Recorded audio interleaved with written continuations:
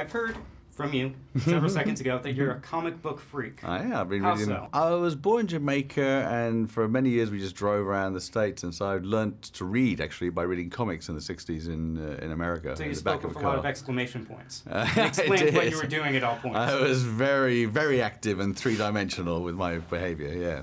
But I'd always loved Marvel comics growing up. I've got a big collection of them. I drew them as a kid. I was actually started off as a storyboard artist from drawing comics into movies and stuff. So.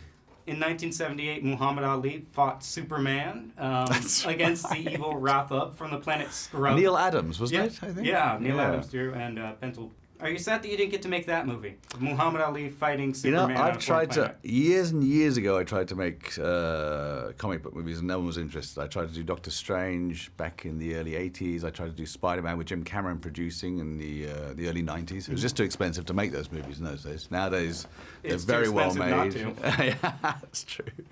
How do you feel that race is going to fare in a movie here that's, and I'm not complaining here, filled with comic book movies? This is a more grounded tale. Well, it's interesting. I think Stefan was just named in a up-and-coming star thing recently, and all the other actors were in Marvel comic movies or science fiction movies because those are the movies I think that are speaking to people right now. Because I think all good science fiction and comic books have always done the same thing. They've always brought up social issues, around in the story without pushing it in your face. So.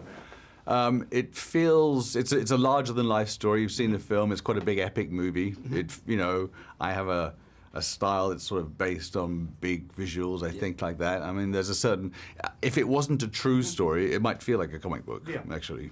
So about the visuals, what was your influence to use those motion graphics and some of the quicker cuts in jumping 3 or 4 seconds ahead, but using multiple camera cuts? What was the influence there? It's a part of my style. It's really about trying to let the audience understand what it feels like to run that fast. Because we had real Olympic athletes running this film, and it's one thing to look at it from afar on TV with a camera following. When you actually watch them close up, these guys' bodies explode. They run the 100 meters and they collapse at the end, sweating. They've blown 1 million calories. They do it once a day. So it's really hard to show that experience. Was it difficult to show an athletic event that lasts at most 10 seconds? It's great for film. What do you want? You see movies about football, which are 90-minute films, or baseball, which are 4 hours. So you can't it really takes show. 4 hours to watch baseball. Yeah. So this is a perfect for film, because it's fast, it has a lot of impact, it's dramatic. Each race has a different story in the film, as you saw. So Yeah. So 50 years ago, they made Guess Who's Coming to Dinner. How do you feel about the constant, how would you say, relevance of cinema about racial strife? Well, I hope the cinema approaches it. I think it's, I've worked with a lot of great African-American actors, whether it's Forrest Whitaker or Cuba Gooding, Morgan Freeman, Don Cheadle. And I think a lot of those actors, they want it to be black culture to be a part of the story, but they want the film to be colorblind. They don't want to be called a black actor, or they want to be thought of as who they are, smart, artists. And I think cinema, does approach it. I don't think this film is judging really anything. It's showing a story, and the story is incredible. And you don't get much more racist than Adolf Hitler and Joseph Goebbels. So. It's an easy black and white situation. It was a terrible, terrible pun. Yeah. What are your hopes for Race? What do you hope? Is there sequel potential here?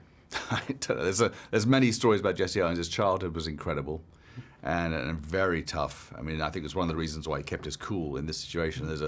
My first image for this film was walking into the stadium with him, which there's a big 5-minute shot in the film, where you walk in and run the 100 meters with him. And I thought, how did he do this? How did he keep his cool? And I think the reason, in the end, was his childhood and upbringing. He had great parents, but it was really tough. And so this was a kind of a breeze for him. His life after the film was extraordinary as well. I'm not sure if there should be sequels, because the guy's life was incredible. All right. Thank you for your time. If there are sequels, I'd be happy to talk to you about them. Okay, cool. Thank you for your time. Nice to meet you.